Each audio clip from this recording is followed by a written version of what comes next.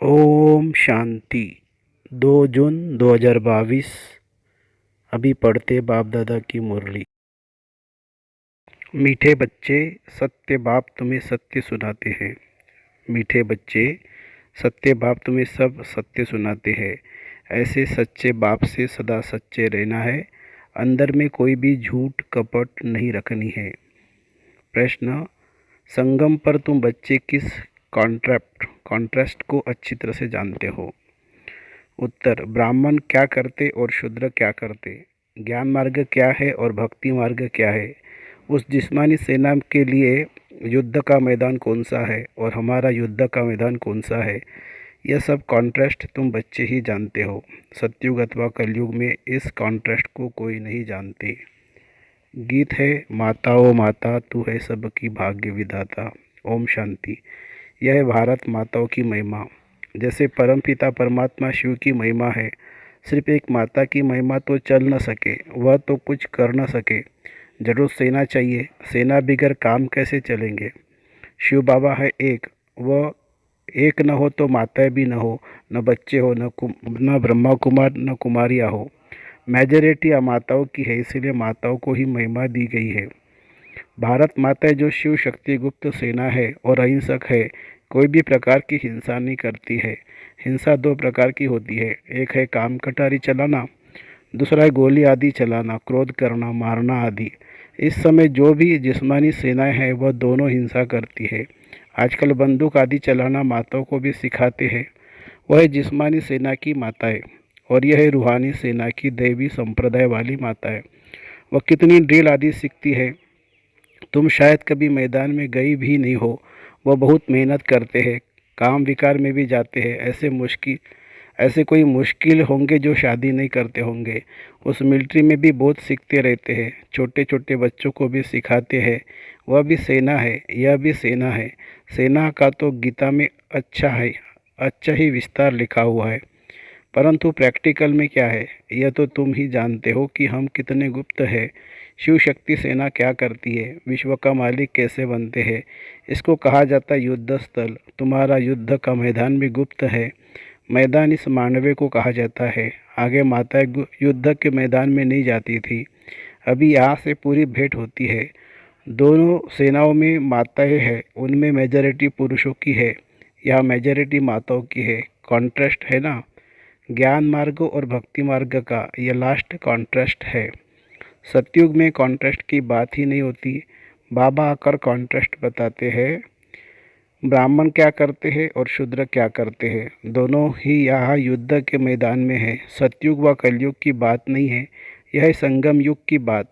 तुम पांडव संगम युगी हो, कौरव है कलयुगी। उन्होंने कलयुग का टाइम बहुत लंबा कर दिया है, इस कारण संगम का उन्हों को मालूम ही नहीं है। धीरे धीरे यह ज्ञान भी तुम्हारे द्वारा समझेंगे। तो एक माताओं की महिमा नहीं है, यह है शक्ति सेना। ऊंचे ते ऊंचे एक भगवान है और तुम हुबहू कलब पहले वाली सेना हो। इस भारत को देवी राजस्थान बनाना यह तुम्हारा ही काम है। तुम जानते हो पहले हम सूर्यवंशी थे, फिर चंद्रवंशी वैश्यवंशी बने, परंतु महिमा सूर्यवंशी की ही करेंगे। हम पुरुषार्थ ही ऐसा कर रहे हैं जो हम पहले सूर्यवंशी अर्थात स्वर्ग में आवे। सतयुग को स्वर्ग कहा जाता है, त्रेता को वास्तव में स्वर्ग नहीं कहा जाता है। कहते भी है फलाना स्वर्ग पधारा, ऐसे तो नहीं कहते फलाना त्रेता में राम सीता के राज्य में गया। भारतवासी जानते हैं कि वैकुंठ में श्री कृष्ण का राज्य था, परंतु श्री कृष्ण को द्वापर में ले गए हैं। मनुष्य को सत्य का पता ही नहीं है, सत्य बताने वाला सद्गुरु कोई उनको मिला ही नहीं है। तुमको मिला है, यह सब सच बताते हैं और सच्चा बनाते हैं। बच्चों को कहते हैं, बच्चे तुम कभी भी झूठ कपट नहीं करना, तुम्हारा कुछ भी छिपा नहीं रहेगा। जो जैसा कर्म करते हैं ऐसा पाते हैं। बाप अच्छे कर्म सिखलाते हैं। ईश्वर के पास कोई का विकर्म छिप नहीं सकता। कर्म भोग भी बहुत कड़ा होता है। भले तुम्हारा यह अंतिम जन्म है तो भी सज़ा तो खानी पड़ेगी, क्योंकि अनेक जन्मों का हिसाब किताब चुकत होना है। बाबा ने समझाया है, काशी कलवट खाते हैं तो जब तक प्राण निकले तब तक भोगनी पड़ती है, बहुत कष्ट सहन करना पड़ता है। एक तो कर्म भोग की बीमारी आदि का, दूसरा विकर्मों की सज़ा उस उस समय कुछ बोल नहीं सकते, चिल्लाते रहते, त्राही त्राही करते हैं। पाप आत्माओं को यहाँ भी सज़ा वहाँ भी सज़ा मिलती है। सतयुग में पाप होता ही नहीं है, न कोर्ट न मजिस्ट्रेट होते हैं, न गर्भ जेल की सज़ा होती है।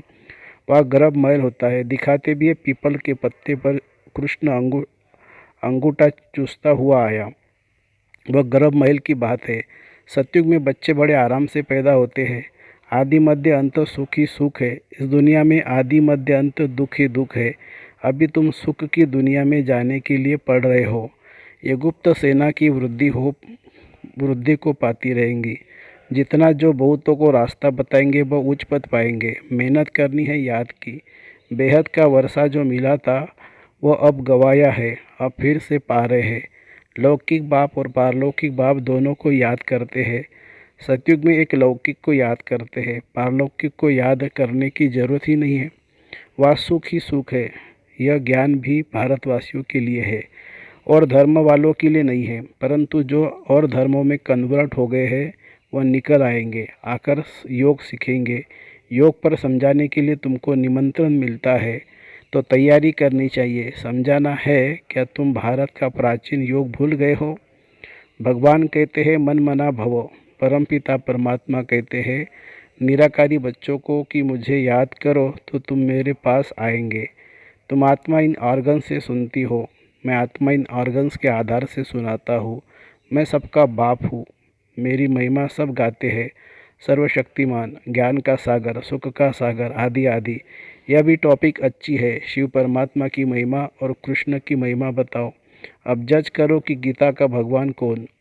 यह ज़बरदस्त टॉपिक है, इस पर तुम्हें समझाना है। बोलो, हम जास्ती समय नहीं लेंगे, 1 मिनट दे तो भी ठीक है। भगवानुवाच मनमना भव, मामे कम याद करो तो स्वर्ग का वर्षा मिलेगा। ये किसने कहा? निराकार परमात्मा ने ब्रह्मा तन द्वारा ब्राह्मण बच्चों को कहा। इनको ही पांडव सेना भी कहते हैं। रूहानी यात्रा पर ले जाने के लिए तुम पंडे हो। बाबा निबंध ऐसे देते हैं उसको फिर कैसे रिफाइन कर समझाए। सो बच्चों को ख्याल करना है। बाप को याद करने से मुक्ति, जीवन मुक्ति का वर्षा मिलेगा। हम ब्रह्मा कुमार और कुमारियाँ हैं। वास्तव में तुम भी हो, परंतु अपने बाप को पहचाना नहीं है। तुम बच्चे अभी परमपिता परमात्मा द्वारा देवता बन रहे हो। भारत में लक्ष्मी नारायण का राज्य था। छोटे छोटे बच्चे बुलंद आवाज़ से बड़ी बड़ी सभा में समझाएंगे तो कितना प्रभाव पड़ेगा। समझेंगे। ज्ञान तो इनमें है। भगवान का रास्ता ये बताते हैं। निराकार परमात्मा ही कहते हैं, हे आत्माएं मुझे याद करो तो तुम्हारे विकर्म विनाश होंगे। गंगा स्नान, तीर्थ आदि जन्म जन्मांतर करते करते पतित ही बनते आए। भारत की चढ़ती कला उतरती कला है। बाप राजयोग सिखलाकर चढ़ती कला अर्थात स्वर्ग का मालिक बनाते हैं। फिर माया रावण नरक का मालिक बनाती है तो उतरती कला कहेंगे ना। जन्म बाय जन्म थोड़ी थोड़ी उतरती कला होती जाती है। ज्ञान है चढ़ती कला, भक्ति है उतरती कला। कहते भी है भक्ति के बाद फिर भगवान मिलेगा तो भगवान ही ज्ञान देंगे ना। वही ज्ञान का सागर है। ज्ञान अंजन सद्गुरु दिया, अज्ञान अंधेर विनाश। सद्गुरु तो एक परमपिता परमात्मा ही है। महिमा सद्गुरु की है ना, न कि गुरु की। गुरु लोग तो ढेर है, सद्गुरु तो एक है। वही सद्गति दाता, पतित पावन लिबरेटर है। अभी तुम बच्चे भगवानुवाच सुनते हो। मामे कब याद करने से तुम आत्माएं शांति धाम चली जाएंगी। वह शांति धाम, वह सुख धाम और यह दुख धाम। क्या इतना भी नहीं समझते? बाप ही आकर पति दुनिया को पावन दुनिया बनाते हैं। तुम जानते हो बेहद का सुख देने वाला बेहद का बाप ही है। बेहद का दुख रावण देते हैं, वह बड़ा दुश्मन। यह भी कोई को पता नहीं है कि रावण राज्य को पतित राज्य क्यों कहा जाता है। अब बाप ने सारा राज हमको समझाया है। हर एक में यह 5 विकार प्रवेश है, इसलिए 10 शीश वाला रावण बनाते हैं। ये बात विद्वान पंडित नहीं जानते हैं। अब बाप ने समझाया है। राम राज्य कब से कहाँ तक चलता है, यह बेहद की हिस्ट्री ज्योग्राफी समझाते हैं। रावण है बेहद का दुश्मन भारत का। उसने कितनी दुर्गति की है। भारत की ही हेविन था जो भूल गए हैं। अभी तुम बच्चों को बाप की श्रीमत मिलती है। हे बच्चे, बाप को याद करो। अल्लाह और बे परमपिता परमात्मा स्वर्ग की स्थापना करते हैं। रावण फिर नरक स्थापन करते हैं। तुमको तो स्वर्ग स्थापन करने वाले बाप को याद करना है। भलग्रस्त व्यवहार में रहो, शादी आदि पर जाओ, जब फुर्सत मिले तो बाप को याद करो। शरीर निर्वाह अर्थ कर्म करते हुए जिसके साथ तुम्हारी सगाई हुई है उसे याद करना है। जब तक उनके घर जाए तब तक भल तुम सब कर्तव्य करते रहो, लेकिन बुद्धि से बाप को भूलो नहीं। अच्छा, मीठे मीठे सिकिलधे बच्चों प्रति माता पिता बाप दादा का याद प्यार और गुड मॉर्निंग। रूहानी बाप की रूहानी बच्चों को नमस्ते। हम रूहानी बच्चों की रूहानी माता पिता बाप दादा को याद प्यार, गुड मॉर्निंग और नमस्ते बाबा, नमस्ते। धारणा के लिए मुख्य सार। सजाओं से छूटने के लिए अपने सब हिसाब किताब चुक्त करने हैं। सच्चे बाप से कुछ भी छिपाना नहीं है। झूठ कपट का त्याग करना है। याद की यात्रा में रहना है। दूसरी पॉइंट, जैसे बाप अपकारियों पर भी उपकार करते हैं, ऐसे सब पर उपकार करना है। सबको बाप का सत्य परिचय देना है। वरदान, ईश्वरीय संस्कारों को कार्य में लगाकर सफल करने वाले सफलता मूर्त भव। जो बच्चे अपने ईश्वरीय संस्कारों को कार्य में लगाते हैं उनके व्यर्थ संकल्प स्वतः खत्म हो जाते हैं। सफल करना माना बचाना या बढ़ाना। ऐसे नहीं, पुराने संस्कार ही यूज करते रहो और ईश्वरीय संस्कारों की बुद्धि के लॉकर में रख दो। जैसे कईयों की आदत होती है अच्छी चीज़ें व पैसे बैंक व अथवा अलमारी में रखने की। पुरानी वस्तुओं से प्यार होता है, वही यूज करते रहते हैं। यही ऐसे नहीं करना। यहाँ तो मनसा से, वाणी से, शक्तिशाली वृत्ति से अपना सब कुछ सफल करो तो सफलता मूर्त बन जाएंगे। स्लोगन है, बाप और मैं यह छत्र छाया साथ है तो कोई भी विघ्न ठहर नहीं सकता। बाप और मैं यह छत्र छाया साथ है तो कोई भी विघ्न ठहर नहीं सकता। सभी ब्राह्मण बच्चों प्रति विशेष अटेंशन। परमात्मा महावाक्य, एक बल एक भरोसा अर्थात सदा नीचे हो कि जो साकार की मुरली है वही मुरली है, जो मधुबन से श्रीमत मिलती है वही श्रीमत है। बाप सिवाय मधुबन के और कहीं मिल नहीं सकता। सदा एक बाप की पढ़ाई में नीचे हो। मधुबन से जो पढ़ाई का पाठ जाता है वही पढ़ाई है, दूसरी कोई पढ़ाई नहीं। अगर कहा भोग आदि के समय संदेशी द्वारा बाबा का पाठ चलता है तो यह बिल्कुल रॉन्ग है, यह भी माया है। इसको एक बल एक भरोसा नहीं कहेंगे। मधुबन से जो मुरली आती है उस पर ध्यान दो, नहीं तो और रास्ते पर चले जाएंगे। मधुबन में ही बाबा की मुरली चलती है, मधुबन में ही बाबा आते हैं। इसीलिए हर एक बच्चा ये सावधानी रखे, नहीं तो माया धोखा दे देंगी। अच्छा, ओम शांति शांति शांति। शुक्रिया बाबा, शुक्रिया। Thank you Baba, thank you.